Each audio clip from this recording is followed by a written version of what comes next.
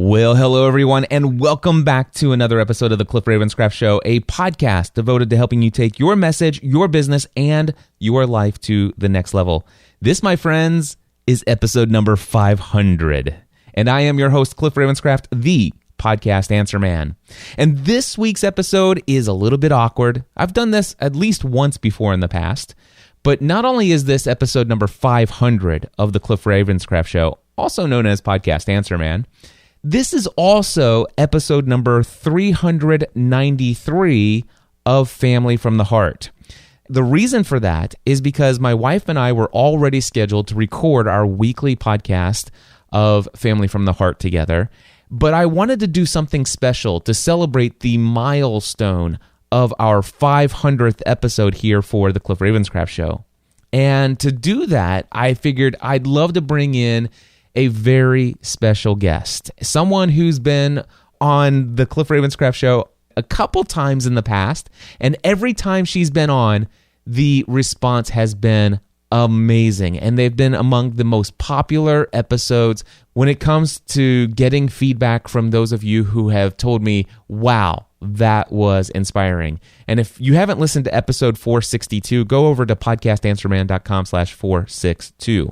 Now, I do want to let you in on something else that we were doing with this particular special episode, and it's something that kind of goes against things that I've talked about, and that's whether or not you should be streaming live and doing video production while recording your pre-recorded podcast content. And I know what I've said, and I still believe it for the most part, and I may actually come back and address even that topic even further with some additional thoughts and insights that I have on live streaming while podcasting your pre-recorded content.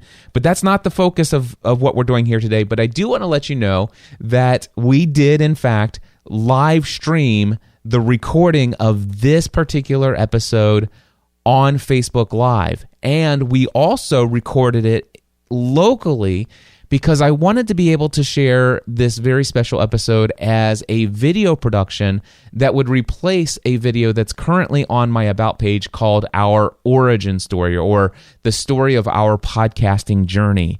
And that's exactly what this episode is. Stephanie and I share how we got started in the world of podcasting, and we share our journey of things that happened from turning our hobby into a full-time career doing the work we love. We obviously cover the fact that things are incredibly awesome for us today in our life, in our business, and in so many other areas. But we also are very authentic and sharing the truth about the difficulties we faced along the way. And of course, you also want to stay around for the very end of this because there is a very special announcement at the very end of this episode for those of you who might be interested in either taking your podcasting efforts to the next level when it comes to the monetization, bringing in an income from your podcasting efforts, and for those of you who haven't even started generating an income from your podcasting efforts, if you have any desire to create an online business or to take your existing online business to the next level, again, at the very end of this episode, there is a very special, timely announcement. So make sure that you stick around all the way to the end. And with that being said, I want to tell you, this is, I think, the longest episode of this podcast, and I do not apologize for that because I believe that everything that we shared is what needed to be shared in this episode. And in fact, one other little thing here is I want to tell you that outside of this right here, what you're about ready to hear is completely unedited from this point forward. So with that being said, here's my wife and I as we talk about our origin story of how we went from hobby to full-time career. I hope you enjoy.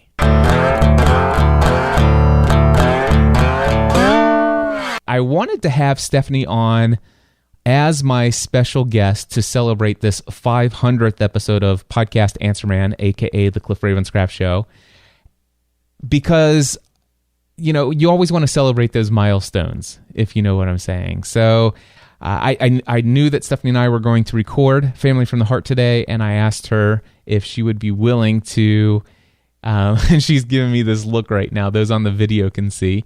And by the way, we are recording this video so that we can share the origin story of our podcasting adventures, the story of our journey into the world of podcasting and how we've got to where we are today.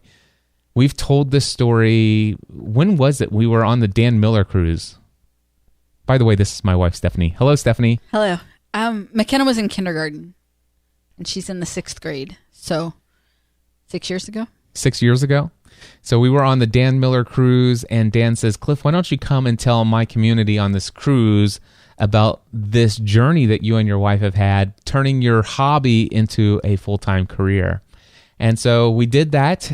We went on there and we told the story together. I think the original idea was that I would get up there and I would just speak and give the talk, but I invited you to join me, and we did that, and it went extremely well. We met that's when we first met David and Paula Foster.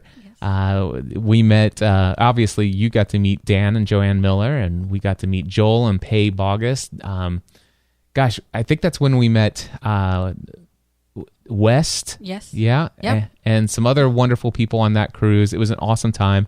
But ever since then, I've been told that people are inspired by our story. And I told the story again by myself at New Media Expo. Actually, it was called Blog World back then, in 2011 in New York City.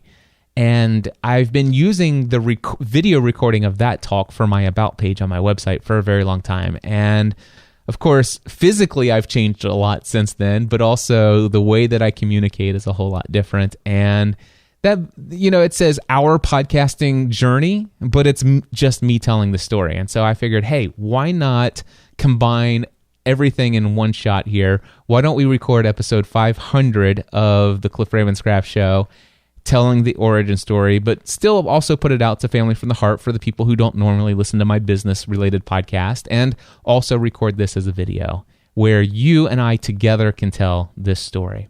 And so I have on the screen, Stephanie, a few things here, and this is what I put into my talk at Blog World. It's like how a hobby related to our favorite TV show turned into a worldwide ministry, a massive online community, and also spun into a profitable consulting and coaching business. How tools like having a blog, an audio podcast, Twitter, Facebook, LinkedIn, YouTube, and other social media networking outlets can help you build a brand without any boundaries. And the question I pose to people, have you ever wanted to make a positive change in the world with what you do, with your message? And of course, Stephanie and I are here today to share how we are doing just that through podcasting and social media. So with that being said, Stephanie, I want to start with our backstory. And why don't you tell people when we got married and how long have we been married at this point? We got married in August of 1996. We've been married for 20 years. As of today, which is, we're recording this in May of 2017. So 20 years we have been married, which is, it seems unfathomable, but at the same time, it's hard to remember life without you, and certainly don't ever want to give that too much thought anyway. So okay. When I wrote this originally, I still have on my notes because I haven't had a chance to update the thing here. I know, I see it. 14 and a half years. If you would have just shown me that slide, I could have figured out the math a lot quicker to the cruise. Oh, yeah, absolutely. So anyway, we've been married for a very long time, and in the fall of 1996 when we got married, I had this crazy thing that is called feeling the call to full-time ministry. And Stephanie did not feel that call. I didn't. I just didn't. Being in the traditional Sunday morning congregational gathering that people refer to as church, being called to be a leader and a minister in that way was not put on my life. I was called to be your wife. And so I had to support you in that, even though that's not what I was being called to do. Not that I was being called in a way that pulled us in opposite directions, but that being in that limelight and being on that pedestal was not for me. Still isn't. And And so while you're embarking on this journey of schooling and church board meetings and all of these things, I'm just along for the ride. So here's the deal. Stephanie turns 18. Yes. And we won't go into the backstory of this, but Stephanie turns 18. A week later, we get married. Yep. Of course, we had been planning that for months. But it's just spur of the moment. Yeah, hey, let's get married. No, so Stephanie had been married for a week, and when you and I started dating, it wasn't like ministry was something that was high on my priority list and stuff like that. In fact, I wasn't even attending a congregational gathering at that time, and you were. And I recall going to that place with you the very first time, feeling like the ceiling was going to fall down on me or something like that, because I had been away from that lifestyle for quite some time, and in my college days, they were a little wild. They were a little wild, to say the very least. But when you and I started talking about getting married, I said I would love to marry you, but the only thing is I feel like to be the husband that I would want to be, I really feel like I need to get my life back right with God. And in my experience up to that point, there was only one way that I felt that I could do that, and that is through being in a small group of young adults who were committed to their faith and to a life of faith, and in a small group that met together on a regular basis for accountability. And that's an experience. That's where I first, years before this, that's where I first came to a place of faith in my own life in God. So I'm like, hey, I want to marry you, but I do want to start a weekly group of people who would come together, whether in our home or someplace.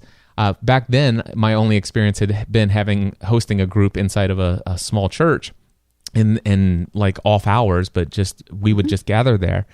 But anyway, I told you, I said, I want to marry you, but are you okay with the fact that I want to be a man of faith, and I want to do this in the only way I know how at this point, and that is I want to commit myself and ourselves to being involved in relationship with other like-minded people who are pursuing a life of faith. Now, not necessarily, that was something that we had decided was a part of our life. That was happening before. That started before we got married. So yes, that's... So Stephanie knew that was a part. And so what happened was we were routinely meeting together on a weekly basis. We created this group called EOTC, Encouraging Others Through Christ. And this group met together on a weekly basis for month after month after month. And again, we got married in August 1996, a week after Stephanie turns 18. And then shortly after that, very shortly after that, is when all of a sudden I'm like, wow, I feel devoted to devote my entire life to doing what we're doing in this small group here, only on a much larger scale. I feel like God's calling me to encourage others through Christ on a scale that's larger than just a small group of people here. And I remember we had what was his name? The guy that attended that local, was his name Bill something? Mm-hmm. What was his last name? Do you remember? No, but it might come to me. Bill Grimm. Yes. So Bill Grimm came to me I think it was the first time I ever attended the church you were attending at the time. And it was the very first morning that you went with me. Yeah. And so he comes up to me, he says, hey, I don't know who you are, but I saw you walk in with Stephanie. And I'm like, okay. He goes, and he played the bass guitar in the worship band or whatever. And he says, while I was up there playing the guitar, I saw you and God told me to come give you a message. And I'm like, oh, great. He's one of those kind of guys. And anyway, he says, Cliff, he asked me what my name was. He says, Cliff, I got to tell you something. And he says, God's already told me to tell you that he's already told me you're going to think I'm crazy. And I'm okay with that. That's not the point. But what I want to tell you is that God wants me to tell you that one day you are going to be involved in ministry full time, and your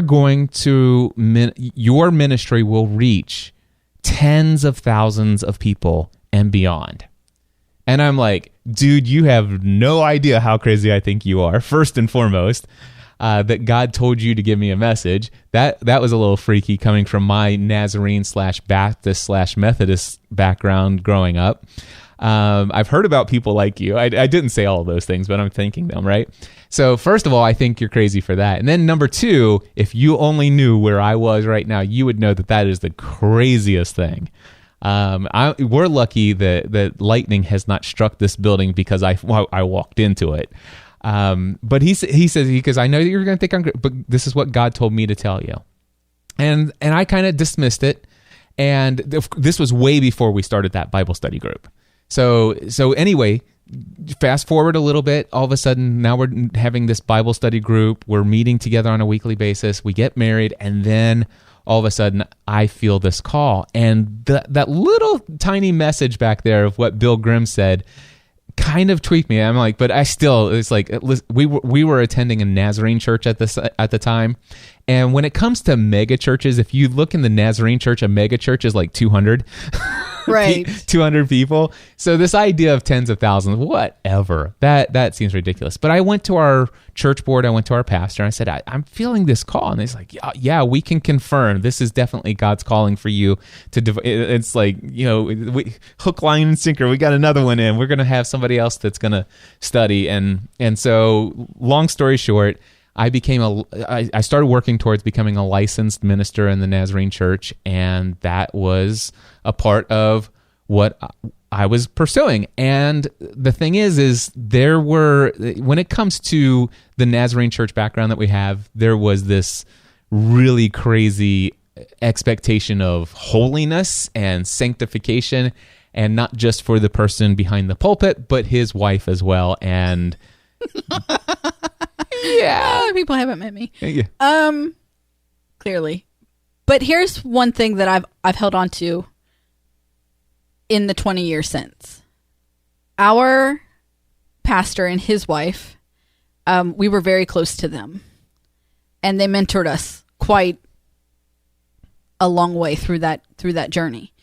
And I remember one day we were having lunch with them after Sunday service. We didn't have any children yet. Their boys all went off and did other things, and we went to lunch. And I remember having this conversation with Keith and Marie about not being what they expect, not them as in Keith and Marie, but them as in the church as a whole. I wasn't what they expected me to be. I wasn't what they wanted me to be. And I specifically said the words, I don't fit the mold. And Keith looked at me, and I've held these words to me my entire adult life. Keith looked at me and said, break the mold. And I've been crushing that thing every day since. Yeah, you have. So, and you've co-opted me into the journey of breaking the mold. It feels good, though, doesn't it? It does. Oh, my goodness. The freedom. The mold needed to be broken, let me tell you. The freedom from breaking the mold is just indescribable. Yeah. Indescribable. Well, we pursued ministry for years beyond that. Actually, for 10 years, I was involved in an official ministry capacity within a local congregational gathering. So from 1996 all the way, I think it was through 2006, and might have even been 2007. But anyway, we'll get into that later. So Stephanie's 18, turns 18. Week later, we get married. Couple weeks later, I'm like, hey, I want to be a full-time minister. Dude, now I'm a preacher's wife? I don't think so. Exactly. And then if that's not crazy enough, here I am. I think at the time, was I still working at Staples? Is that where I was working? Or was I working at the sign shop? I can't remember. No, I think when we first got married, you were at Staples. Okay. I think you started working for your parents in December of that year. It was. We were married December in August, and in December, you started working. So in between August and December, you worked for Staples. Yeah, so I was still working at the call center for Staples. If you placed a catalog order, I took your order, and eventually I worked myself up to customer service and all that other stuff for them. But in December of 1996, so it's August 96, we get married. Just shortly after, hey, you want to be a preacher's wife? No. Okay, but you're going to be anyway, because this is where I'm going. I might have to rethink this whole deal. And then in December, my parents are like, hey, Cliff, we've got all of these computers that are coming to the office, and we purchased this multi-$1,000 software system. It's called Agency Management Software. And there is something that needs to be done to hook all of this stuff up. And unfortunately, we have no clue of what to do. But you're a computer whiz, and this is back in like the very early Windows 95 days.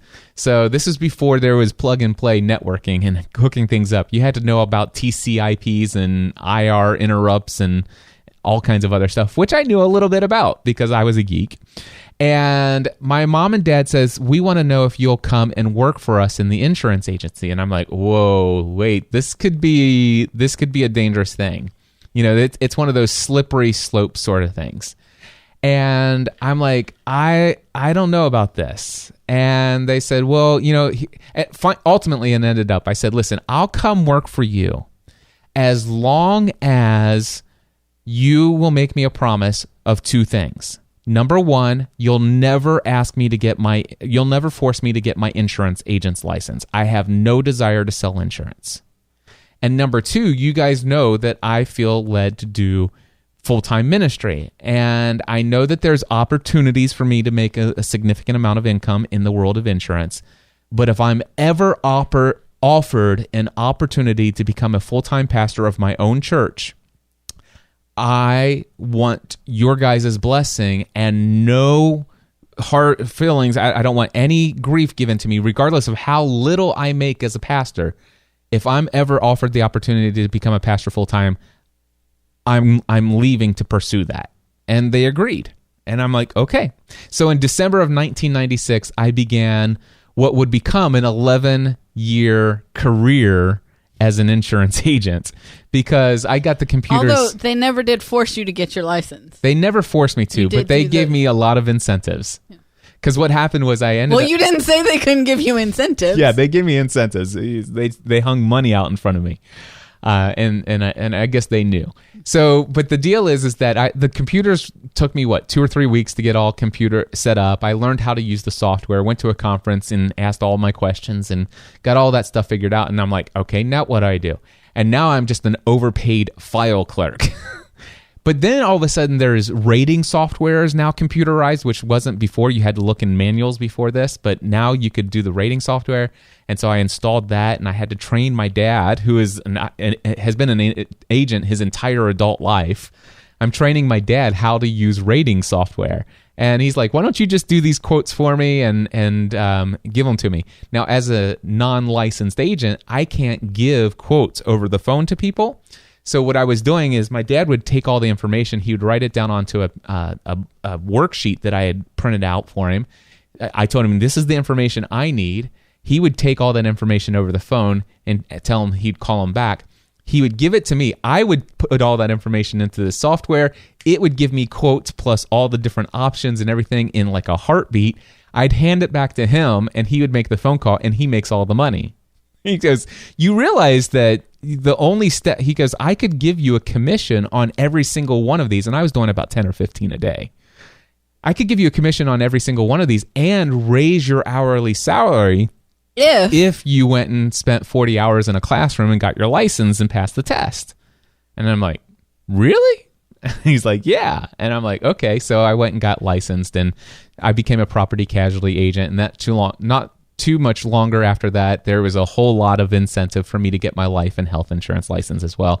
And so, yeah, by the end of this process from 1996, I went from hooking up your computers to an overpaid file clerk to somebody who is then a licensed agent, and ultimately ended up 11 years later, I was making a very, very generous income as an insurance agent.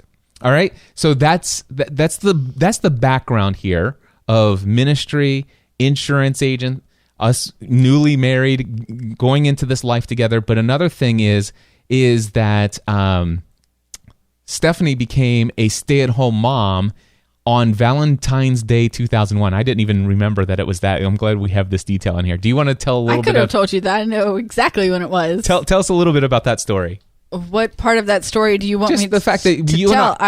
we're making money together. We're both bringing incomes into the household. Yeah, we had never planned to not have two incomes. It was never in the plan.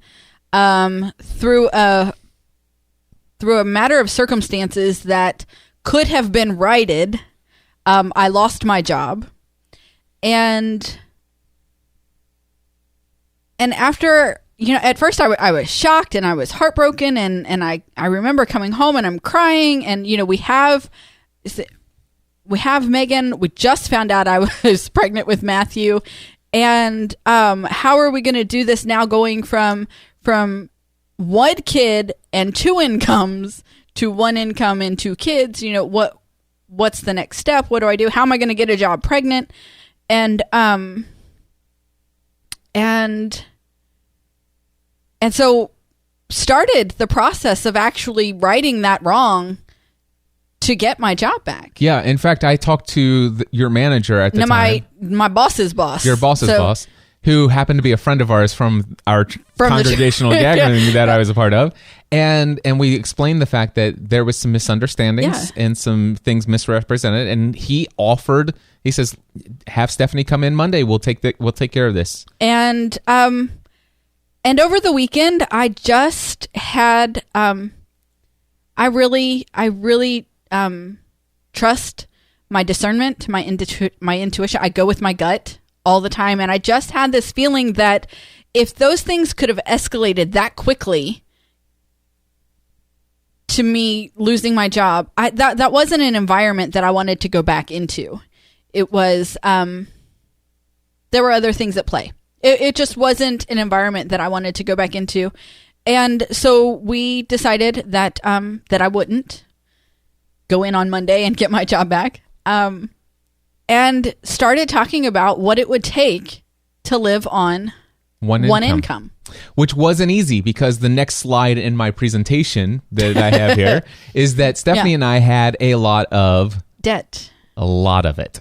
A lot of debt. We had a student loan. We had a car loan that we were upside down in as far as value. We had two car loans, okay? And credit card debt as well. And of course, I brought consumer debt into our marriage. I didn't. I was a kid. Stephanie was 18 years old. She had never experienced debt. I introduced this woman to the world of debt. Yeah. And in the early days, I was stupid with money. I mean, gosh, I think of the amount of times that I went to our local bank to take out personal loans to buy like $2,500 computers, which, I mean, in hindsight, I look at it and I'm like, wait a second, that's a pretty darn awesome investment when you consider where we are today. But back then, it made no sense at all. Right. Right? Right. But we did what seemed to be very stupid things with money. And if you added up all of our debt total, we were about $80,000 in unsecured debt when Stephanie decided when we decided together. Way to throw that one on me. Okay. When we decided together that we were going to go to a one-income family. Yeah. Thankfully, which, by the way, probably was about the time that I said, about that insurance license. About that. So, yeah, we had lots of debt. Now, at the time, by this time, I'm fully involved into the like really deep end of performance-based Christianity and all of this other stuff. Like my day and night is consumed with ministry related stuff. I was one of those guys that was, all I listened to was Christian music. And when I wasn't listening to Christian music, I was listening to Christian radio broadcasting from preachers all over the world. Chuck Swindoll, Ravi Zacharias, and hey, I like him. Yeah, I like a lot of these guys. But the thing is that's all I listened to was Christian radio. And I heard about this guy named Larry Burkett, and he had this thing called Money Matters. And it was after listening to him talk about money matters every day on the radio, talking about this idea of having, what was it called? It started with a B. I think it was a budget. I don't know what that is. Yeah. We had never even contemplated Well, no a one budget. ever taught me about a budget. No one ever taught me how to handle money. Yeah. And so I had no clue. Yeah, and I didn't either. Nobody had taught me about a budget, I knew you were supposed to pay your bills, Yeah. And so that's what we did. but I didn't necessarily know you were supposed to pay them first. If we wanted something and we couldn't afford it, you go and get credit for it. That's why they make credit cards and give you loans at banks and all that stuff, right? And as long as you can always pay your minimum payment that you've agreed to pay on all of those things, you can with pay your for that paycheck- one item for the rest of your life. Exactly. And as long It's a win-win. So the whole thing is up to that point, we would have our paychecks, plural, prior to Stephanie leaving her day job. We would have our paychecks, and we would cover these men. Now the thing is that got a lot more difficult when there was only one paycheck coming in. And so it's like, hey, there's this thing called a budget. I've been researching it online. I downloaded a spreadsheet. I put it into Excel, and here's what we need to do. We need to start tracking. I need every receipt for every little penny we spent. Yeah. And then we found out who was really spending the money. Yeah, it was me. It wasn't me because I wasn't leaving the house. See how that was working? Yeah. And so shortly after that, we started, because even before this next slide, we saved all of those receipts for like a month or two or something, leading up to tax return season. And with our tax return, we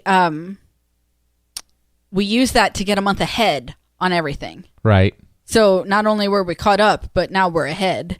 And then we heard this dude who I have not always said nice things about, but his method works. And so we heard about Dave Ramsey. Yeah. So that was our introduction to this guy named Dave Ramsey. I started listening to him on the radio, and I'm hearing him say things like debt is dumb, cash is king, the paid off home mortgage is the status symbol of America, or has replaced the BMW as the status symbol of America. You have to be willing to live on rice You have and beans. to be willing to live like no one else so that later on in life you can live like no one else. Yeah. So I come home and I tell Stephanie about Dave Ramsey. We got the Total Money Makeover book, and Stephanie was not happy with this guy or the way that he got me to thinking at first. But then we went to, I think, Louisville in the summer of 2004, and we went to a live event. Tell us about the live event. I went. That's all I remember. That's all you remember. No, I remember him locking himself up in chains on stage. I don't remember a lot, but I remember coming out of that thinking, debt-free might be right. Debt-free might be right. Yep. And he talked in that live event about you've got to be willing to sell things. Yep. And you need to be so crazy and aggressive with selling things that your kids Think that they're next. They're afraid that they're next to go. I think that where was I going with this? I don't remember where I was going with this. I had a point, but now I've lost it. So, I mean, there were times, seriously, there were times when I really was not liking Dave Ramsey. I was probably liking Cliff less. But I continued to make those sacrifices. Yes. I didn't, throw you a hand gesture and go behind your back and do it anyway. We stuck with it. It was hard. Yep. It sucked a lot. It really sucked a lot. And my point. So I remember him saying, at that live event, talking about the class. Is it 12 weeks or whatever? The Total Money Makeover class that they offer, and it's got, like, at that time what seemed like an astronomical price tag attached to it.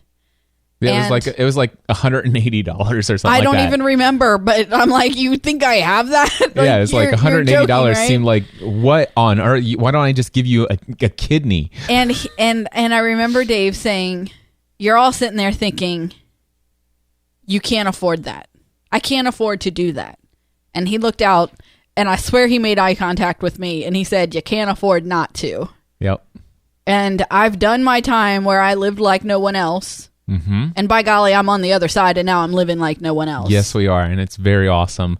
But it was not without a lot of pain, a lot of struggle. Sometimes I say yes to my kids now on the stupidest things just because I spent years telling them no. Yeah. I'm not even lying. And it's not all of the time.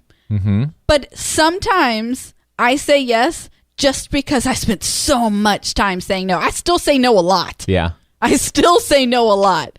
But sometimes they get a yes just because I said no so many times before. And for me, sometimes I just want to continue. You say no all the time, no matter what. I still want to say no all the time. No, because you do. I still say no all the time because I want them to understand the need and desire to make it on your own. No, and that's our responsibility to teach them that. Yeah. It's our responsibility to we teach them that. balance each other well. But even when it's a question that makes sense, you still answer no first. And then you'll come back and you'll be like, I thought about it. And I just, that no really didn't make sense. So it's a yes. But your go-to answer is always no. And that's something that has served me extremely you well. Always say no. In all areas of life. Oh, I'm really good at saying no too. All right. So, okay, here's the deal. So it was summer of 2004. We went to that live event. And then not too long after that... And we started our debt snowball. We started our debt snowball, but I will say this, though.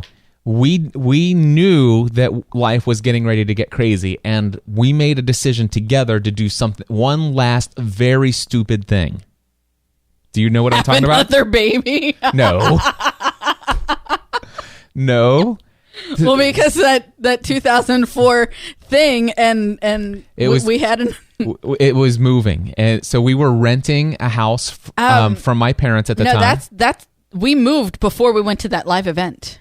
Okay, we moved in October of 2003. But it's still before we got serious about Dave Ramsey. We put ourselves in more debt. We bought a house we couldn't afford. We could not afford a house, so we were renting a house. My mom and dad purchased a house so that we could rent it. Yes. So I'm already working for mom and dad.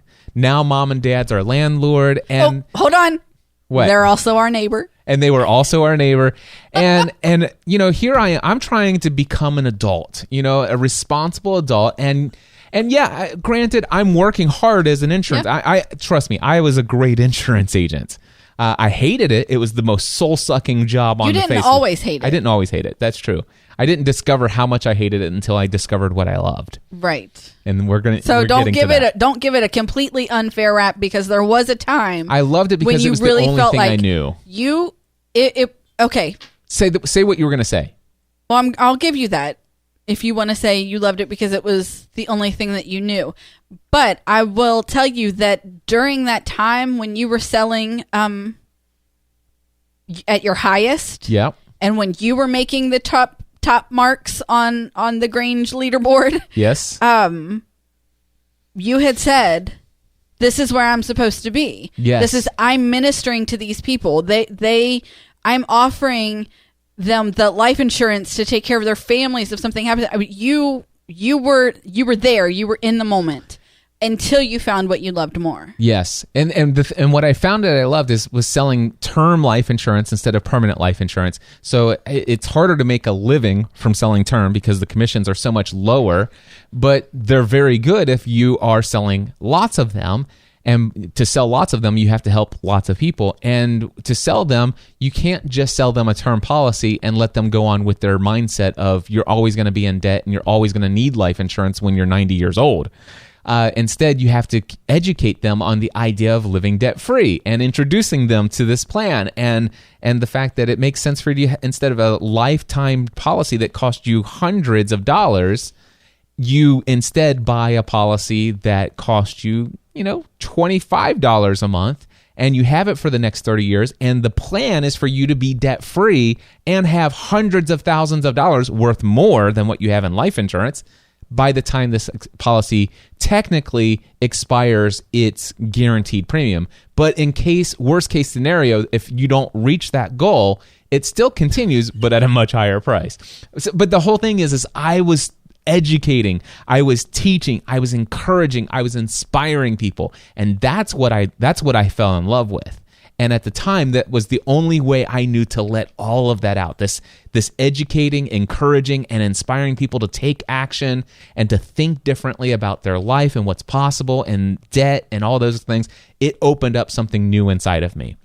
And I learned all that from Dave Ramsey and the sales training and stuff like that I had for life insurance. So yes, I did enjoy it there for a while. But let's get back to this really crazy, stupid thing that we did about how we decided to go into more debt. So I'm working for mom and dad. I rent from mom and dad. We have another child on the way. This house is getting a little, we don't have city water. In the wintertime, things are really crazy when we run out of water, and getting out of our home that's a quarter mile into the woods. There's a lot of things that aren't great about our living situation, all in the breeze that comes through the wintertime as well, through the walls in our A-frame home. But so we decided we want to build a house. We want to move into a new home in the city with greater internet connection. I love that you call it in the city. Yeah, well, okay. It is more of a city today than it was. Yeah. But anyway, so we wanted to move into an area where there was a neighborhood, we had a house, good internet connection, and city water. Those were pretty important to us. And we looked at houses that were pre-built already, and for the same price, we could build a brand new house. At least a starter home. We call it a split level. Here in our area, they're called bi-levels, but most people around the world know them as split levels. 1,200 square foot home, built brand new. And what was the cost at the time? $135,000 or something like that? I think so. And the amount of money that we could afford to put down as a down payment on our new home was $0. Now, thankfully, for the crazy, stupid real estate market back then, they had all those crazy things where they let people who could not afford new homes buy new homes with no money down. We were those stupid people. All right? So we knew Dave Ramsey would not approve of this. We knew what we were doing was stupid, but also we both saw the trajectory that my career in insurance was heading. I mean, we were ramping up things aggressively on the income scale. At the time, I think I was selling like 20 to 30 insurance policies per month. That's life insurance policies. And so I knew we could pull it off, but it was going to be tough and still work on paying down our debt.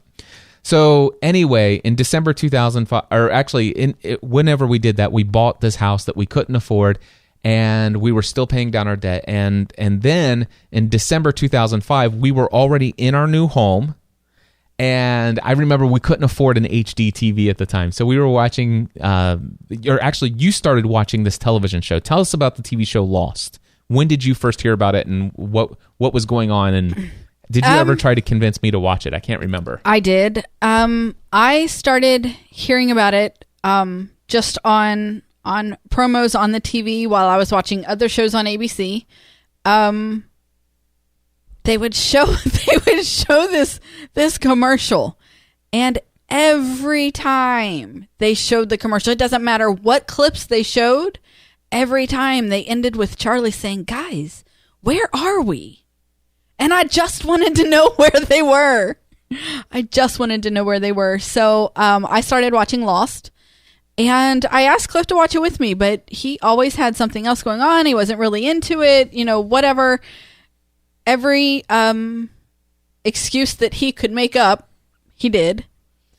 And then in the season finale of season 1, he was in the room while I was watching it.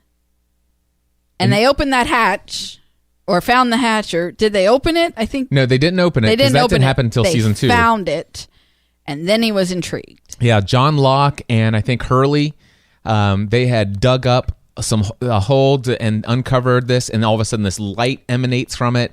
On the other side of the island, they had just finished the completion of the raft. I hope that people have watched Lost by now. If not, we're sorry. So we're spoiling the end of the first season for you. But anyway, they got on the raft, and then and by the way, if you haven't watched the first season of Lost, please do me a favor and just fast forward.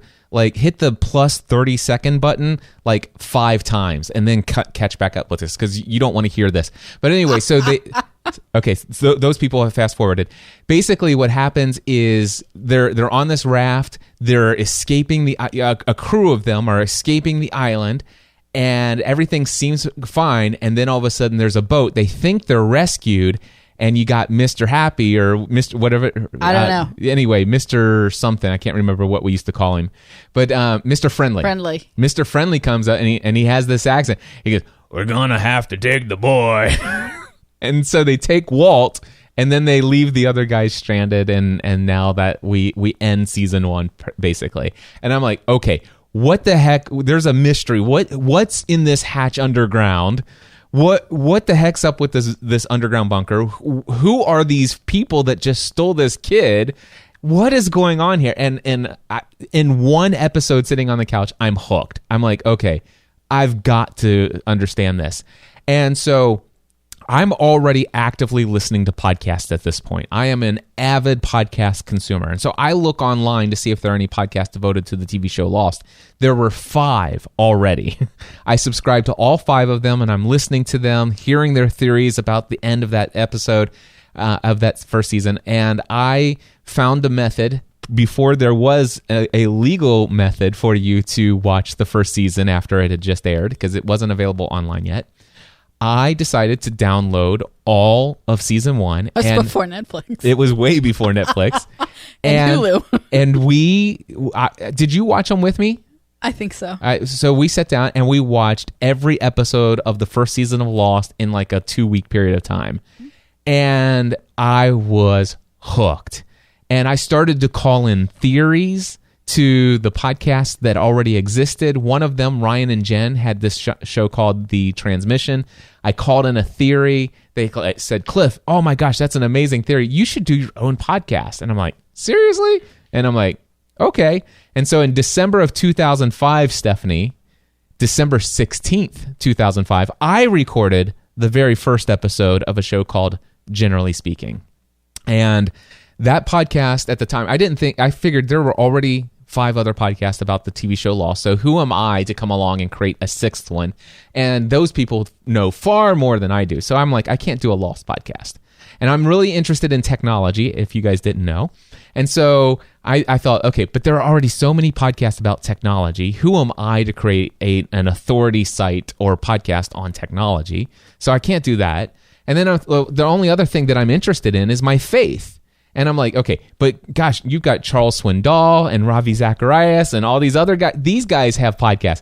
Who am I to actually get out there and start talking about faith in a podcast? So I decided, okay, nobody's going to want to hear me talk anyway. And I'll be lucky if I get 5 people who listen. But I create the very first episode on December 16th, 2005, and it's called the Generally Speaking Podcast, where I will just generally speak about anything I'm passionate about. And I record that episode. You can find it, by the way.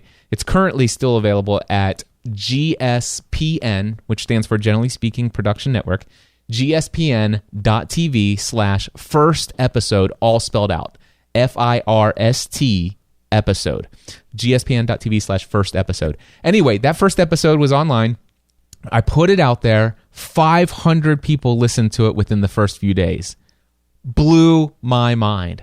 And then I'm like, and then people were saying, "Cliff, you should do a podcast just about Lost." I would subscribe to that. I don't care about your technology. I certainly don't care about hearing about your faith, but I would love to hear more of what you have to say about the TV show Lost.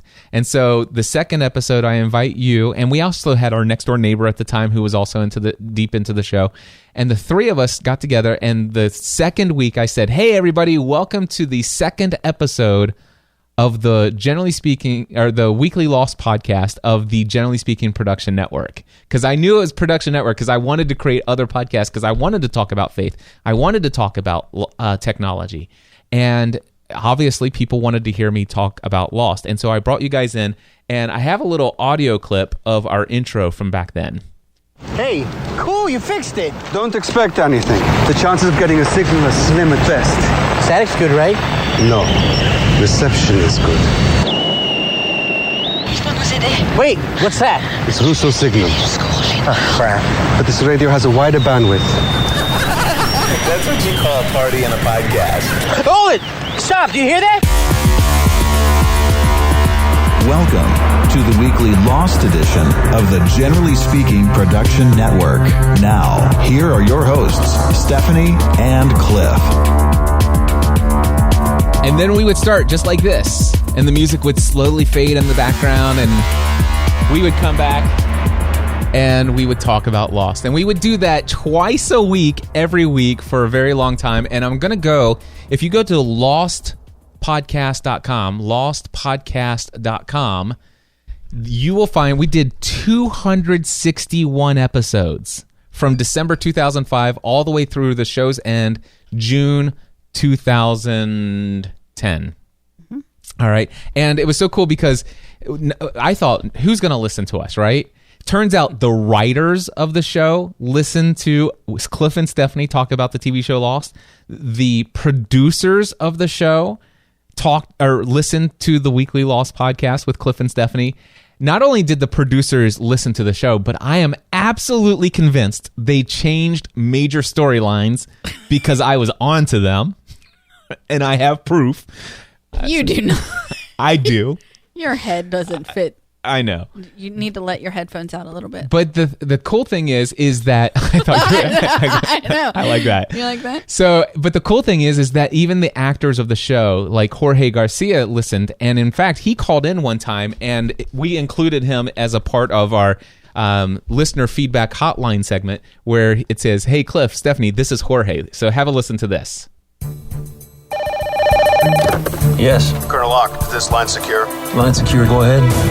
Hey, Cliff, Stephanie, it's Jorge. This is Michelle from Texas. This is Kim from Indiana. Josh from California. Jennifer from Florida. Sam in Tucson. Kimberly from California. Paul in Memphis, Tennessee. Listener feedback. Target area is acquired. We are a go. Roger that.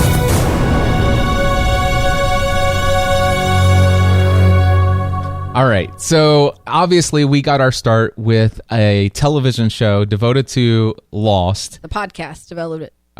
With a podcast devoted to the television show Lost. And we were not looking to make money from this thing because I was making plenty of money at this point in insurance, and my income was scaling up pretty quickly. And so things are going extremely well financially. In spite of the fact that we just took on this massive debt of our home. But things are going really well financially for us.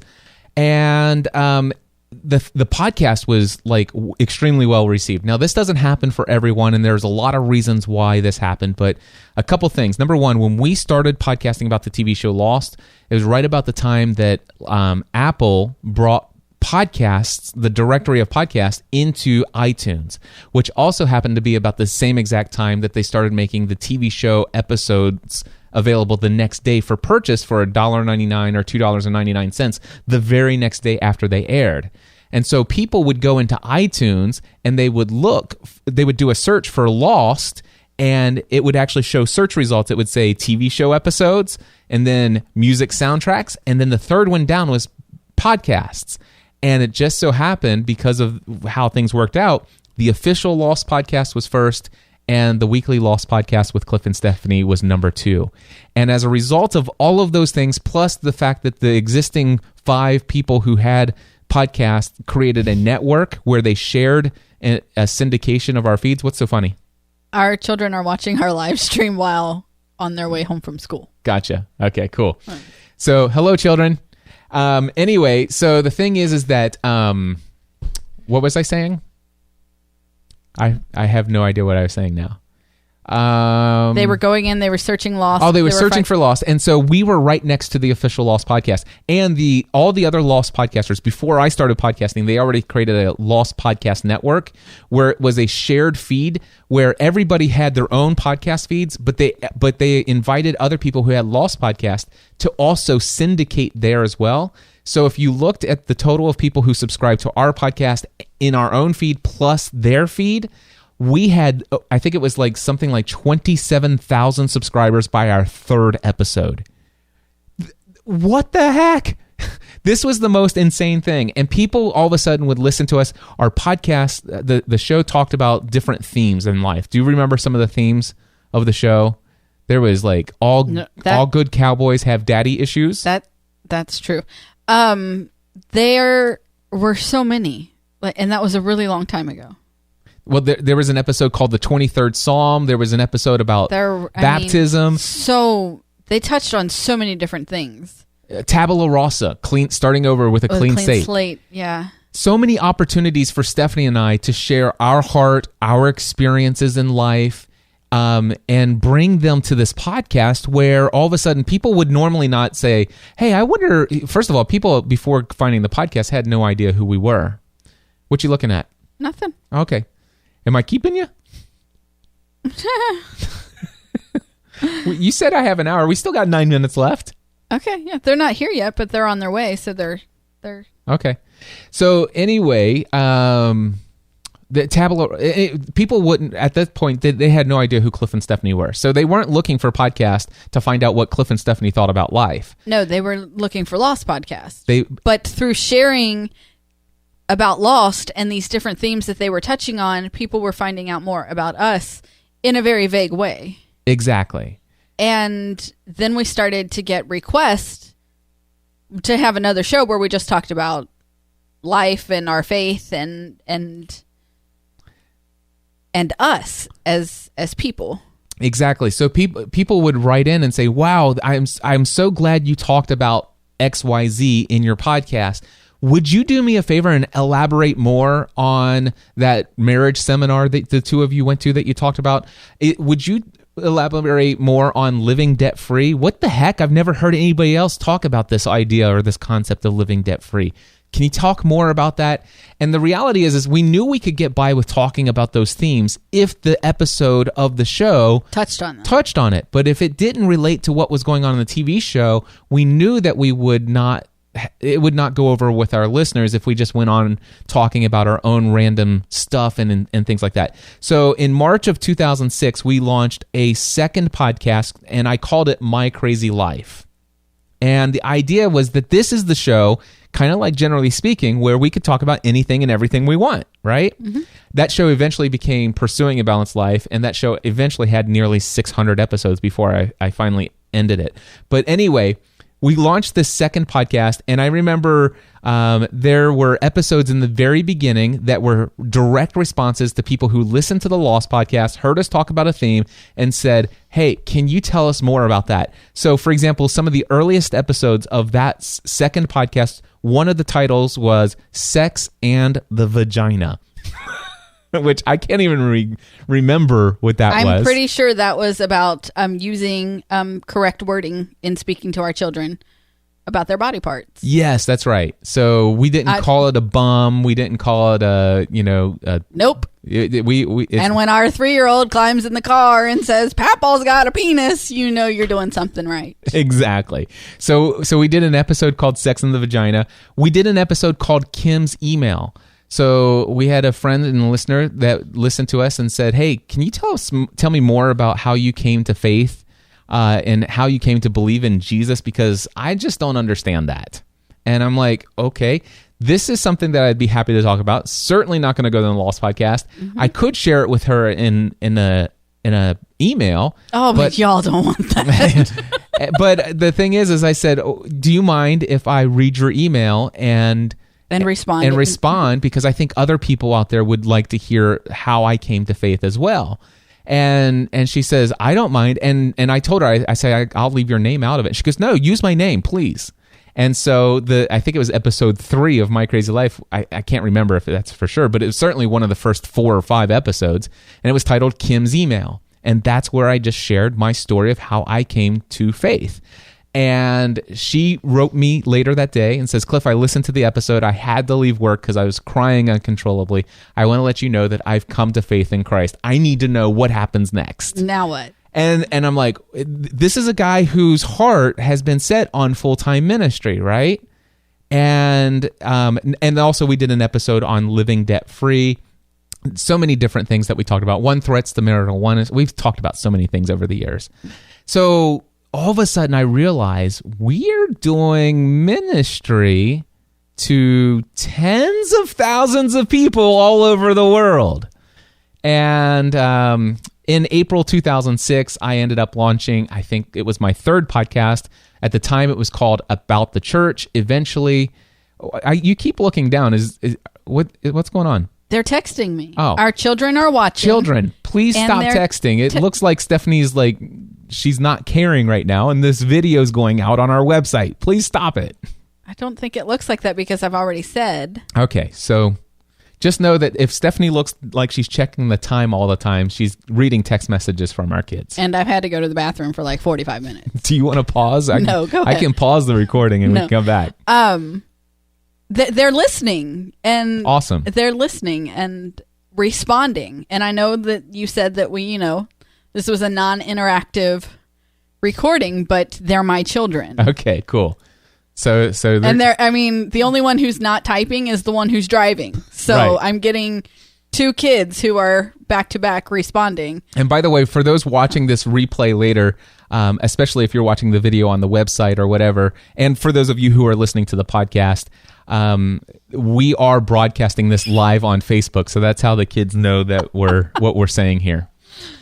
Which I'm now starting to question of whether or not I should have gone live with this thing. McKenna's last one says that's because she doesn't care. I know. Thanks, McKenna.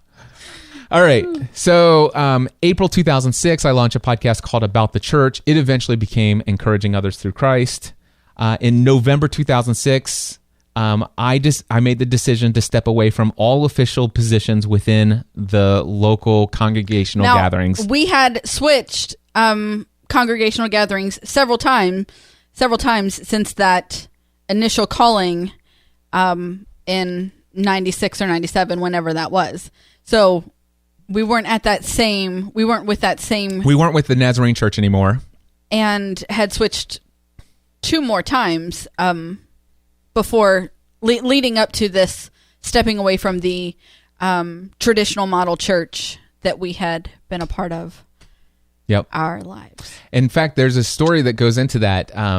We were a part of a actual mega church, a small mega church, 5,000 to 6,000 people who attended on the weekends, and it was a Church of Christ.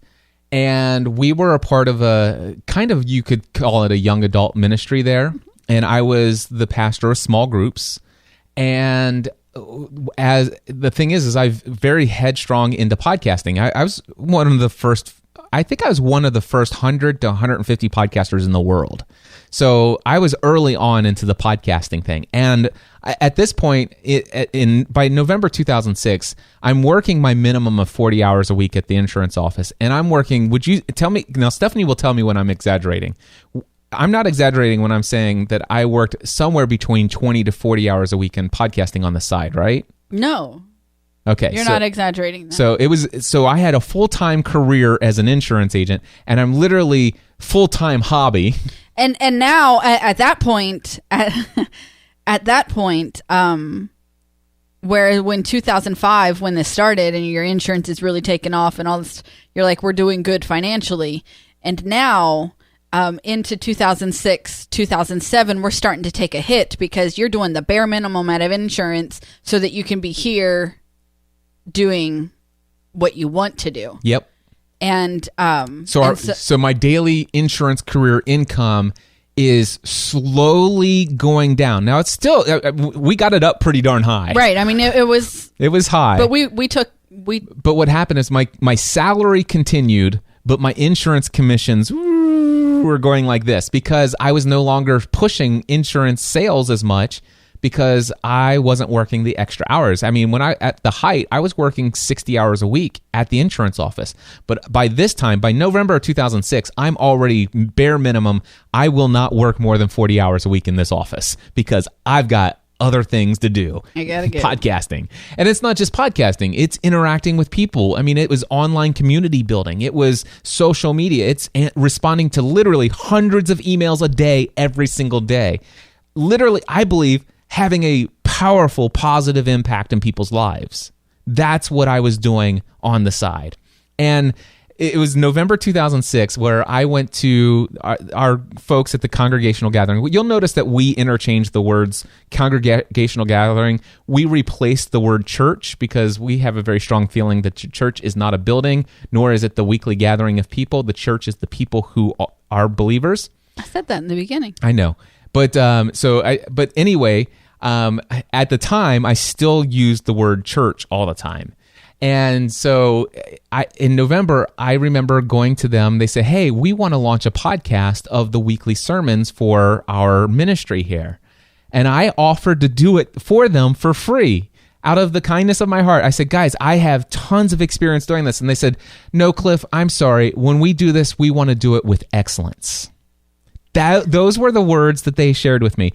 And also, by the way, we want to have a talk with you. We're a little concerned about how consumed you are with your hobby. They said the words. They said, we know that your income. You've stressed that you're working the bare minimum. We know that you're working less hours there, but also we have more and more meetings as we want to bring you up into the leadership of the congregation here. We want to recommend you as a deacon. Which is the only way for you to ultimately become an elder so that you can have a voting role within this congregation. These are the exact words that were being shared. We need you to attend more meetings. And also we need you to attend all 3 weekend worship services here. And we also need you once a month to make yourself available to deliver communion to all the shut-ins. And also we need you to be available during the wintertime to help shovel all the sidewalks. And also these additional meetings and all this stuff. And I said, guys, I can't do that. And they said, why not? And they said, because I have all this podcasting stuff that I do on the side. And they said, yeah, we want to talk to you about it. We think you should seriously pray about how much time you're spending there because we think that this is unhealthy. And with all that you've got going on. And of course, at that point, I'm like totally headstrong. It's like these are people who are my spiritual leaders. These are the people who are there to shepherd and guide me and to help me grow spiritually. And so I took what they said to heart. And I ultimately ended up saying, you know what, I'm going to quit podcasting because it is severely impacting my career as an insurance agent. It is impacting my income, and it's impacting my ability to serve in this calling of potentially becoming a pastor one day. And that doesn't even account for how it was impacting our family. Right. I mean, at that point, the church came before our family anyway. Whatever they needed, whatever they wanted, and I remember you coming home and telling me that you had offered to do the sermons podcast and to do that, and that you were told no because they wanted it done with excellence. And my aunt, I remember I've been crushing the mold since I was 18, and I remember thinking, these people don't know you at all. No. They never listened to a single podcast episode I ever produced. Outside of podcast, they don't know you at all. And but you came home and you said it's got to be one or the other, and meaning insurance or podcasting, it's got to be one or the other. I've got to give up one, and since insurance is where the money's coming from, I'll give up podcasting. That's exactly it. And I stopped podcasting. I quit cold turkey. For like a week, guys. It was a week. It was the darkest week that the Ravenscrafts have ever seen. It was horrid. For real. If there was ever a week where you think this is just not what I signed up for, I mean, I can't even describe the moping, the depression, I mean, it was just dark. It was very dark. And I don't even know if I ever told you, Stephanie, how dark it was in my mind. Oh, I mean, honey, while they didn't know you, I think I did. Yeah. You don't have to use words for me to see that darkness. I mean, you don't have to describe that with words. I knew that it was dark. Right. Yeah. So for me, and I'll explain to folks how dark it was. For me, it was, I would get up in the morning. I'd need to be at work at 8:30. I would get out of bed around 8:20 because... Oh, it was like a 7-minute walk. Yeah. To work. Yeah. So it was a 2-minute drive. I would get up at 8:20. I'd spend 5-10 minutes preparing to get ready for work. And I would show up, and I'd usually be about 5 or 7 minutes late getting to work. And then I would sit there all day long and had the most dreary, boring existence you can imagine. The only thing I could think of all day long was how many hours before I can... How many hours before I can... Okay, I have to stop for just a second because we have to show what's going on here. We now have an in-studio audience. We have an in-studio audience. Okay, so we're back. Okay, what was I saying? The thing is, though, is I could not think of anything other than how many hours before I can go to sleep. To dull the pain I feel inside. It wasn't like how many hours before I can go home and see my kids, how many hours. No, I just want to know how many hours before I can go home and just go to bed and numb the pain. And I would wake up, I would go home, I would literally just go straight to bed. And I'd get up the next morning, and again, I did not want to get out of bed. I was like, can't I just sleep here all day, every day? And I had never been that depressed before in my life. And after 1 week of it, I said, forget this. Did you say forget this, or did I call enough? I don't remember. I don't either.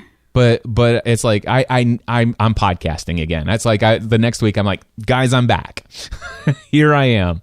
And this is why. And that's when I started to dream, is it possible for me to make a full-time career out of this? Because I know that this is impacting my insurance job. But we've got to figure out something. Is it possible? Oh, and by the way, in the November, I went back to the leaders of the congregational gathering, and when I decided to step away from all positions, I said, guys, you are absolutely right. Thank you so much for approaching me. You had told me that you were concerned about how much I was involved in all of these different areas of my life, and that it seemed unhealthy. And that I might, and I didn't say this before, but I might actually be losing sight of what my real calling is, how God had called me to full-time ministry and the path that God had me on, and that I really needed to question where all the things that I was invested in with my time, whether or not something needed to be cut out. And they were obviously assuming that would be podcasting. And I said, you guys are right. And after a week of very intense prayer, I can tell you guys are absolutely right. God's clearly informed me that something needs to be cut out. And by the way, for that reason, I'm out. I said, I officially withdraw from every position within this congregation. Not only that, I'm no longer going to be pastor of small groups. I will no longer lead small groups here. And my wife and I are no longer attending. We are no longer going to attend this congregation any longer. And in November 2006, in the About the Church podcast, I did a 5-part series titled "Why I Hate the Church," and it wasn't the church like the ecclesia, the people, but the politics of the local church, which are weekly congregational gatherings. So anyway, all of that stuff. I think it was December 2006, so 1 year after I started podcasting as a hobby and had all these other different podcasts that we started. And right after I decided, okay, I am going to be podcasting, and I'm questioning how can I turn this into some kind of form of income to replace what's being lost in my insurance job. I decided in December of 2006 to launch Podcast Answer Man, which I think was like my 4th or 5th podcast at the time. And I said, hey guys, I don't have all the answers, but I will tell you, I'm somebody that's so passionate about podcasting, not just the technology stuff, but I'm good at the technology stuff. I can teach you all kinds of stuff about the technical ins and outs of podcasting. But what I'm so passionate about is what opportunities exist for everyday, ordinary people to put their message into the world and have a powerful and positive impact in the lives of others. That's what I'm passionate about. And if you have questions, if I don't have the answers already, I will find them. This is the Podcast Answer Man Show. And, well, of course, now this officially is episode 500 of that podcast. And we started to move forward. And by the way, in that very first episode, I said, hey, guys, here's my dream.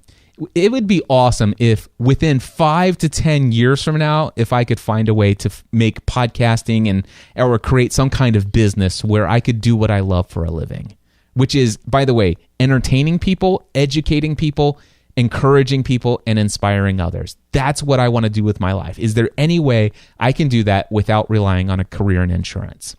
And my listeners who were entrepreneurs started to reach out and speak up and say, here's all the ways you could do this, Cliff. We see it in you. We know this is your calling. We've seen it for years. And if there's anything we can do to help, we will. By the way, because of the career in insurance, even though the commission income was slowly going down, we were still trucking away. And in February 2007, something happened, Steph. What is it? We became debt-free. Minus our mortgage. Our mortgage. Yep. So we finally... Which is... Yeah, go ahead. The mortgage is an unsecured debt. Right. So we became debt-free from unsecured debt. Yeah. So everything was paid off except for our mortgage. So February 2007... Which really sets the first... I think becoming debt-free really sets the first paving stone into the journey that was the rest of 2007. Yeah. I will tell you, for us, the fact that we were debt-free made it, like what you said, possible for us to make some decisions. Right. And had we not experienced that in February, we would not been able to decide in October, which isn't a long time, that we were completely changing course. Yeah. So February was the first stone in your yellow brick road. Yes, it was. So what happened was, became debt free, and now all of a sudden, when we have money, we're actually putting money into savings. How crazy is that? Although we had continued to hold a $1,000 emergency fund since we started Dave Ramsey. Yeah, we had the $1,000 emergency fund, but like within weeks of attending the live event. Yes, and now we are building that big amount, the 3 to 6 month of income. Right, we've finished our debt snowball, and we're finally on. We were step 2 or 3 or whatever. Yeah. Yeah, because step 1 was emergency fund of $1,000. Step 2 was debt snowball. Step 3 was 3 to 6 months of income in the emergency fund. And because of starting our own business, we kind of hover at step 3 throughout the years. Yeah. But things are good. But anyway, so because we're debt free, all of a sudden there's a lot less pressure financially. And all of a sudden there are opportunities. The fact that my insurance commissions are going down, it's not as impactful as what we thought it was going to be. And I'm starting now because all of a sudden I'm intentionally looking for ways to generate income. I get listeners who are saying, Cliff, I will get on a phone call with you and tell you, I'll give you 15 ways that you can generate income. Knowing everything I know from listening to all the podcasts that you produce, because I feel like I really know you and I believe that you have potential that you're not seeing in yourself. And so I would have those calls. They would tell me about different webinars I could do, different training seminars, one-on-one coaching, equipment sales, all of these different things. I would come home and then relate everything these people are telling me to you. And I believe, believed them more than I did. You had more faith in me than I had in myself. And we don't need to go too much further into this, except for to say from this point, eventually things started to where I was making a pretty significant amount of income when you consider, I'm less than 2 years into this, and we're already in just a couple months into intentionally trying to generate income. Because before 2007, there was no desire to make income. This was just a pure hobby and also just doing it for the heart of ministry, right? But starting in 2007, very beginning of 2007, it's like, I wonder if we can generate some money from this. And within the first couple months, we're already generating somewhere between $1,000 to sometimes $3,000 or $4,000 per month. And that seemed to be about as much as I could pull off with the amount of time that I had to devote to it until we got to September of 2007, when you said, I had a particularly bad day at the office. And do you remember what you said? Not verbatim. Okay. Well, it's okay, because you know what? We recorded a podcast episode right after you told me everything you told me. Okay. And in September 2007, I came home that day, and the way that I remember it right now is you said, listen, you need to go in tomorrow and put in your notice. You need to quit your job in insurance, because by this time, that week off of podcasting and doing insurance, that's the period of time it became clear to me that my career had become a soul-sucking job, and it was keeping me from something that I felt in my heart was my next season of life, where God was calling me. And it was this ministry, but it wasn't just ministry as a pastor of a local congregation. It was a ministry through having an online business. And that became very clear to me, how I could have a profitable online business that served people, not just my paid clients, but also because I had paid clients and other streams of income, I could offer services even for free and content for free that would entertain, educate, encourage, and inspire people. And because of all of this working together, I could ultimately have a full-time business that supports our family and the dreams of our family, and also have a ministry that is effectively reaching tens of thousands and ultimately, eventually, hundreds of thousands of people all over the world. That was the vision. And I came home that day and you said, listen, I need my husband back. The kids need their dad back. You need to go in tomorrow and quit your job. Now, after we had that conversation, I made the decision, I think you're right, and I said, why don't we record a podcast episode of My Crazy Life, which was Pursuing a Balanced Life or whatever. Anyway, I said, why don't we record a podcast episode right now where we tell the world and announce to them what we just decided and the conversation we just had. And that is actually at podcastanswerman.com/462. It's one of the most popular episodes of this podcast. I played it just, a couple months ago, and people are blown away by what we share in there. And of course, it sounds like I have a ton of confidence in the decision. I encourage you, go to podcastanswerman.com/462 and listen to the recording from 2007. Stephanie had faith. She had confidence. She was bold. She proclaimed, this is your future. You know this. She was trying to convince me. I'm like, I just need to tell the world what we've decided so I don't chicken out tomorrow morning and not tell my dad. So that's at podcastanswerman.com/462. Anyway, long story short, we put 90 I put a 90-day notice in. You can hear all about what I thought my dad would say, and then in episode 462, I actually share what my dad actually said. Mm-hmm. Which most incredible time. My relationship with my dad from the day that I told him I was quitting until today has been fundamentally different. Yes, and it's been the most rewarding aspect of our relationship was when I stepped up and said, I'm going out on my own. And the words he spoke to me that day are just mind-blowing. And again, it's at podcastanswerman.com/462. Now, I will tell you, I did go in the next day. I put in a 90-day notice and said, January 1st, 2008, I'm starting my own business. And we went from a very lucrative, very... Hold on. How many times did you try to take it back before the end of the year? I thought about it. I went to my dad like 4 different times, and I said, hey, what do you think about me working here like part-time? Three days. I would work here Monday, Wednesday, and Friday, and I would be working on building my business Saturday and Sunday, Tuesday and Thursday. And your dad said no. Yeah, well, everybody else said, Cliff, you should just tell your dad. I'm sure he's going to support you in that decision. I went in. No. He said, absolutely not. He says, you cannot serve 2 masters. He says, you either need to completely give up on podcasting and give this your full attention, or you need to quit this and give that your full attention. Mm-hmm. He says there is no in between. You've given me your 90-day notice. I think that was a very wise thing to give you the ramp up, but that's all you need, and that's all you're getting.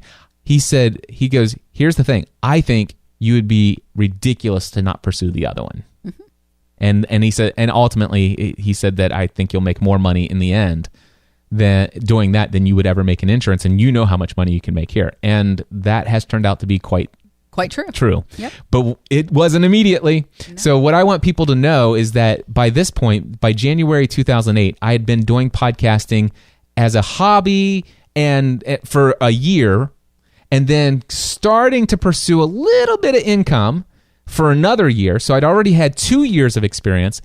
And now January of the year 2008, I'm now doing this full time. It's my sole income.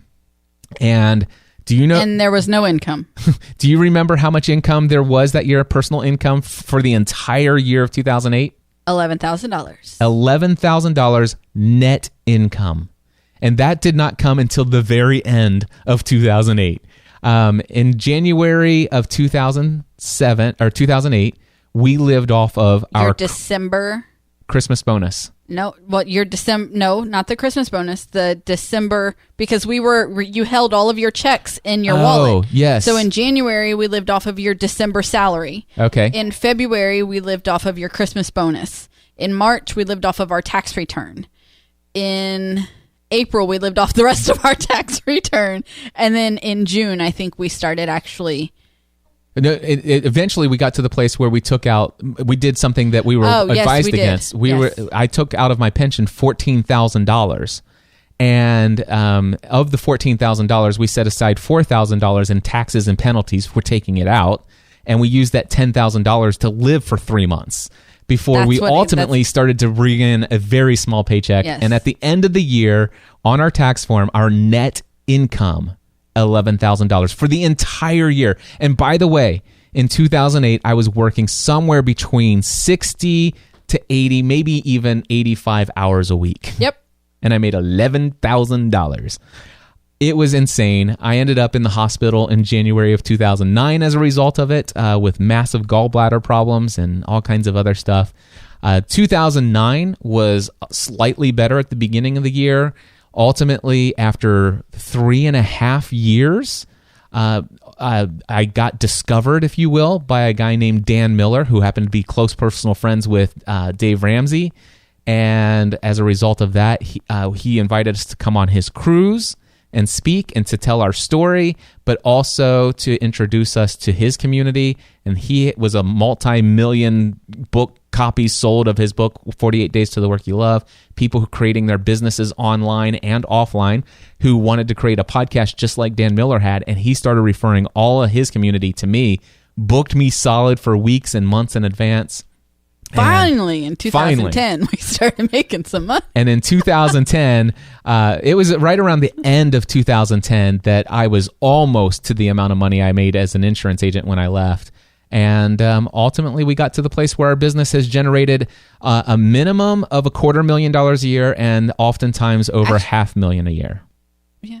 What? I think that the recovery of income would have been 2011. You're right. Not 2010. That's all. Just for accuracy reasons. But here's what I will tell you is there was a very long period of time where Stephanie and I lived like no one else. And what we mean is the Dave Ramsey sense of we lived like no one else. We didn't have cable.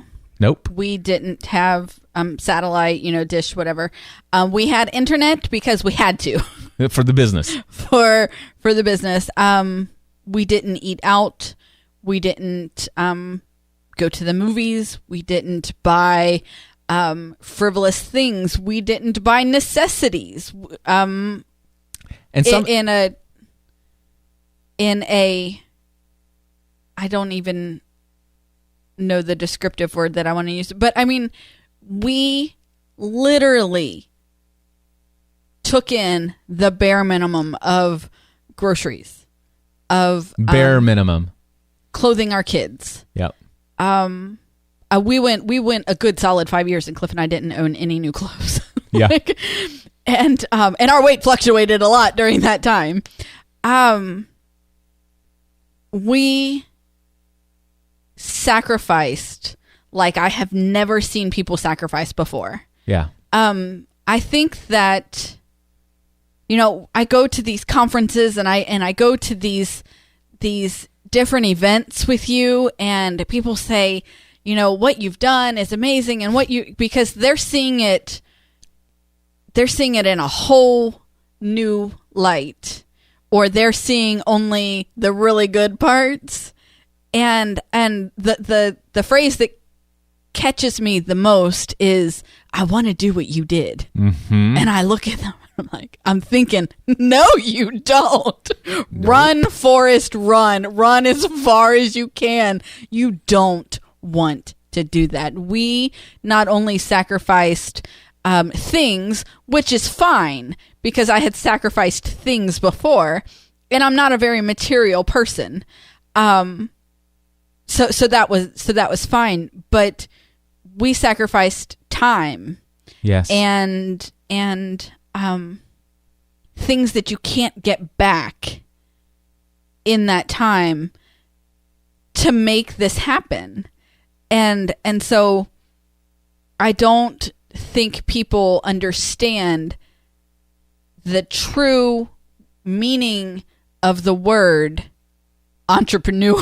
At least the early stages. In the beginning. In the very beginning. From the dream to living the dream is a very long and narrow road. Yeah. Absolutely.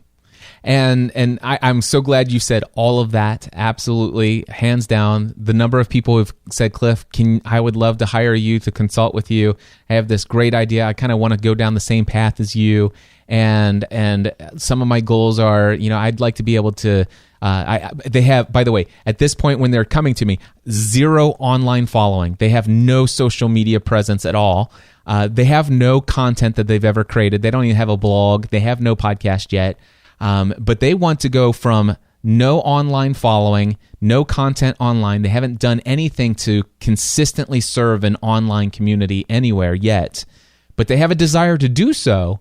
But they want to be able to spin up the blog, spin up a podcast, create an online community to get into the top ranked podcast in iTunes, to have a couple thousand several thousand people on their subscribed list, several thousand people on their mailing list, and they want it to generate enough income for them to leave their career and go into this full time within 6 to 18 months.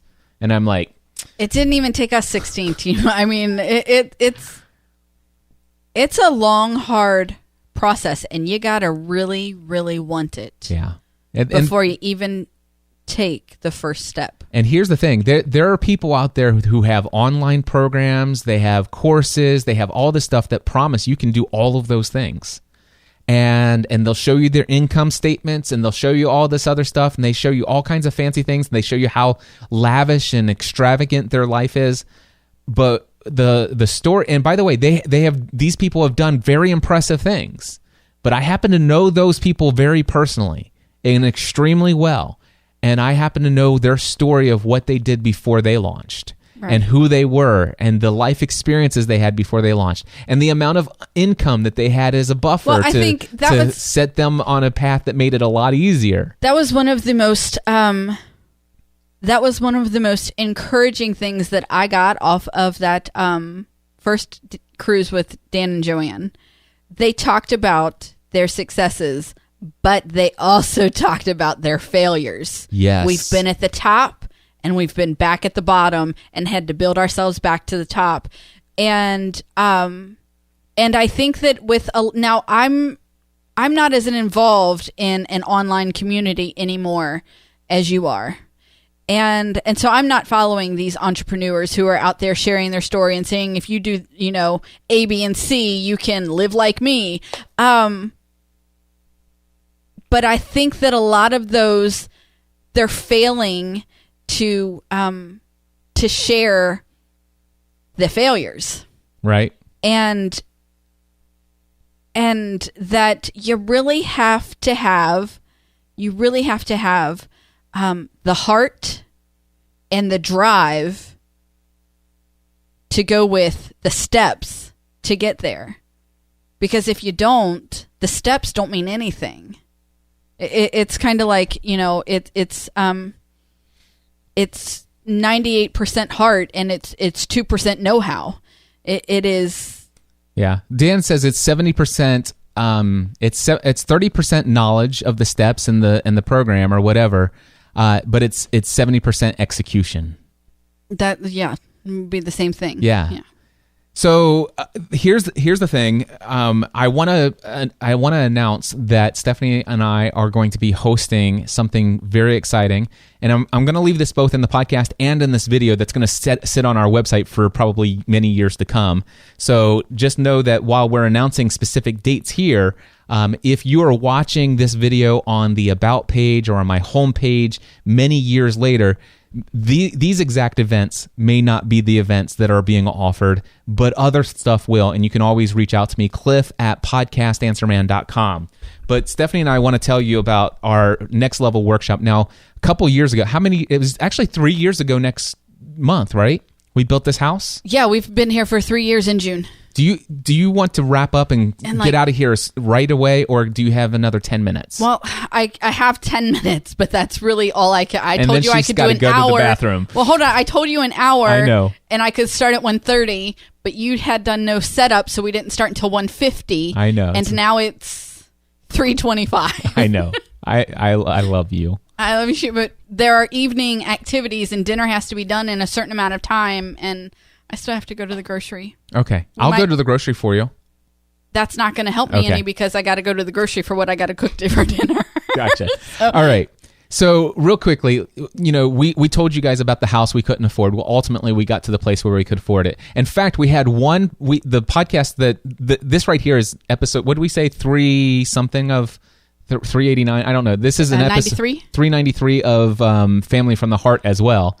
This podcast, The Family from the Heart, we actually started that in January of 2008, and we had a sponsor for the first 4.5 years. And just to give you an idea, we got to the place where we had one podcast on a weekly basis. This show, The Family from the Heart show, had less than 1,000 subscribers.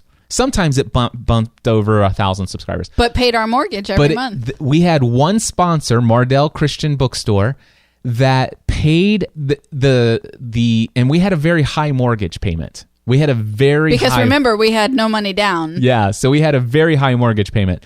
But we had the sponsor of one podcast, Family from the Heart, paid our only debt every month for 4.5 years. Yep. So just to give you an idea. But anyway, about 3 years ago, we had been working hard. Things are really starting to take off financially, but still, we had some dreams. You wanted a new car, you wanted a new house because we were outgrowing our old house. You're all going to have to listen to past episodes of Family from the Heart because I just said that I'm not a material person and Cliff is defining me material. So. No, she wasn't material. There were really good reasons why we wanted those things. It's Stephanie's heart for serving our kids and their friends.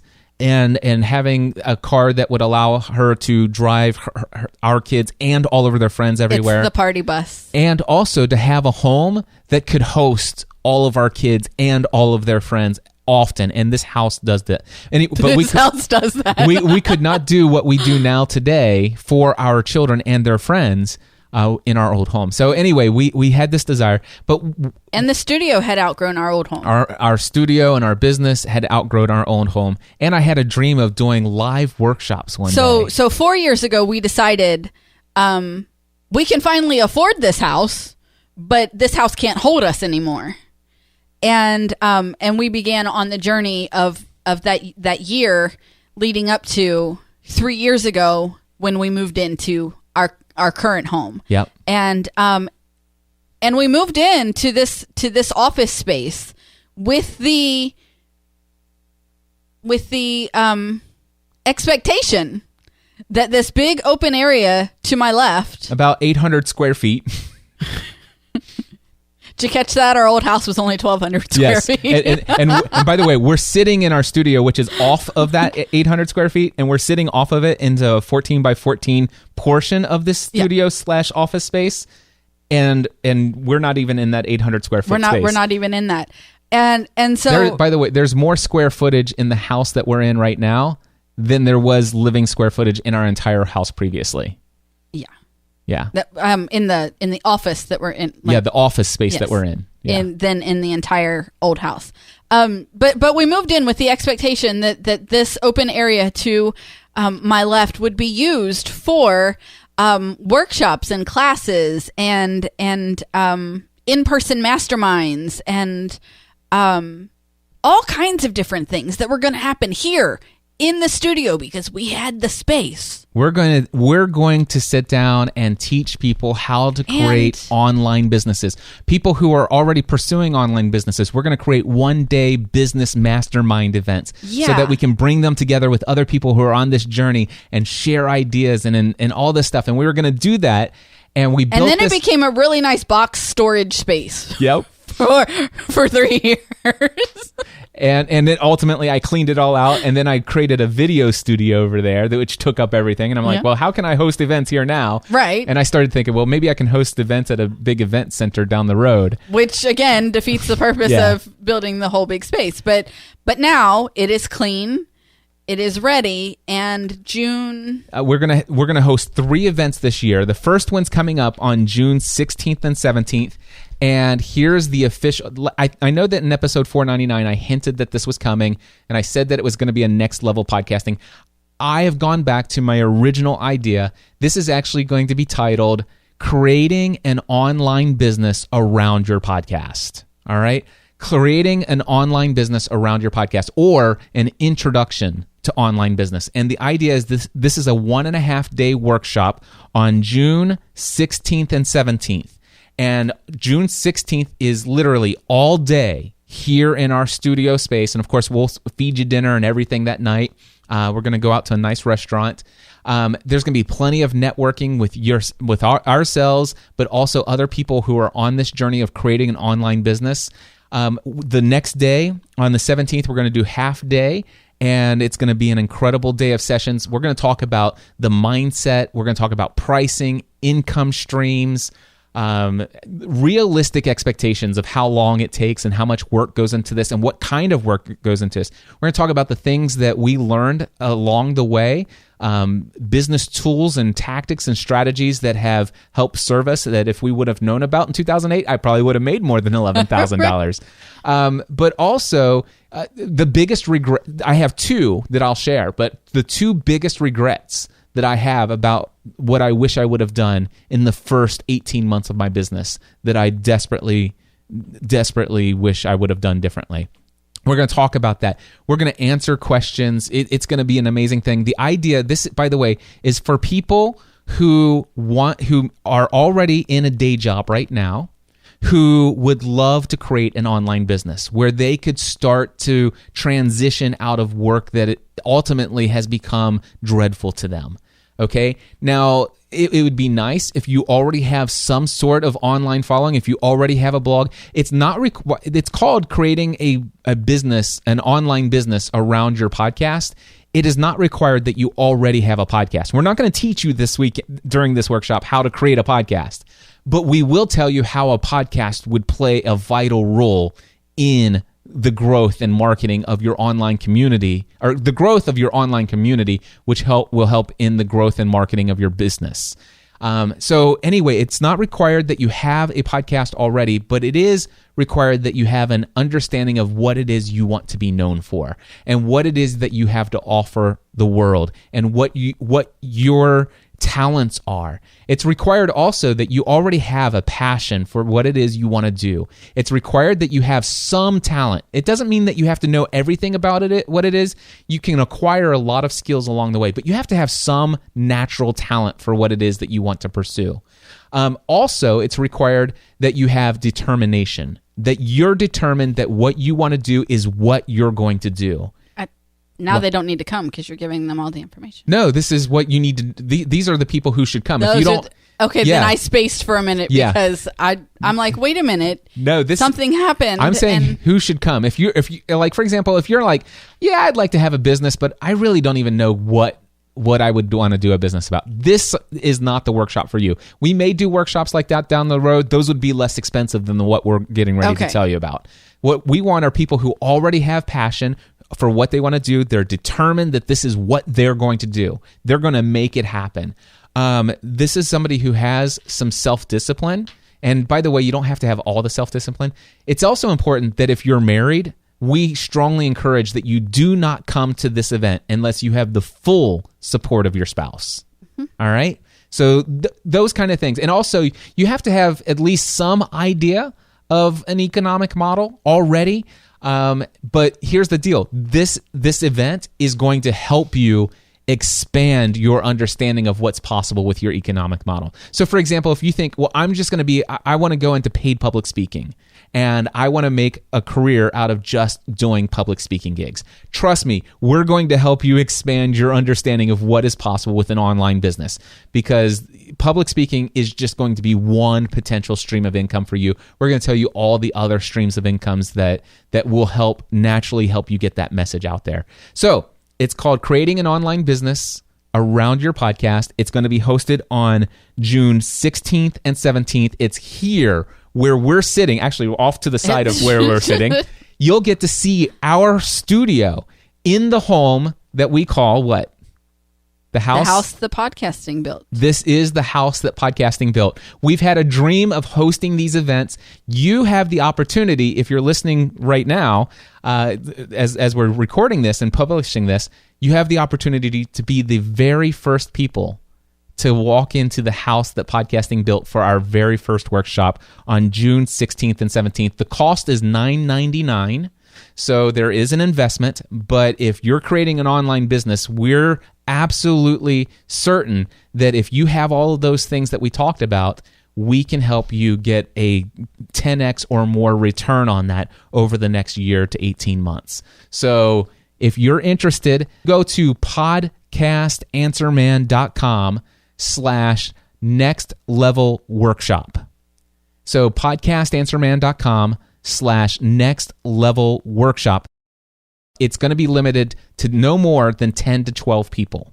All right. So you definitely want to get in and register as quickly as possible. Stephanie, I can tell that you need to use the restroom very bad, and I apologize for keeping you 44 minutes longer than I had intended.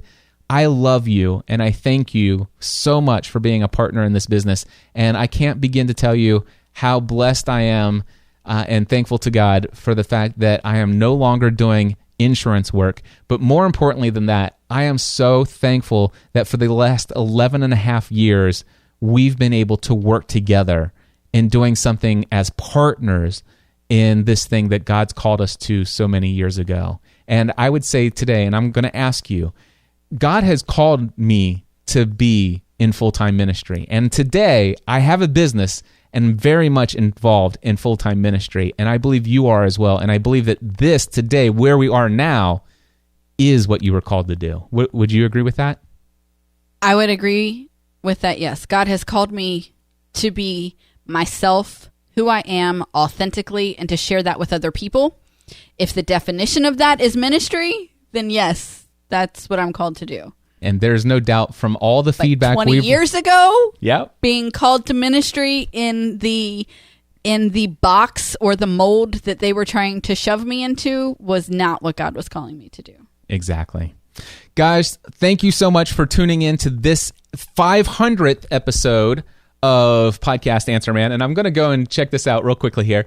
Stephanie was correct. This is the 393rd episode of Family from the Heart, and also for this very, very important video that we've created for podcastanswerman.com. Thank you so much for tuning in. Stephanie, thank you for everything. And until next time, we encourage everyone to live your life with purpose. Podcast Answer Man.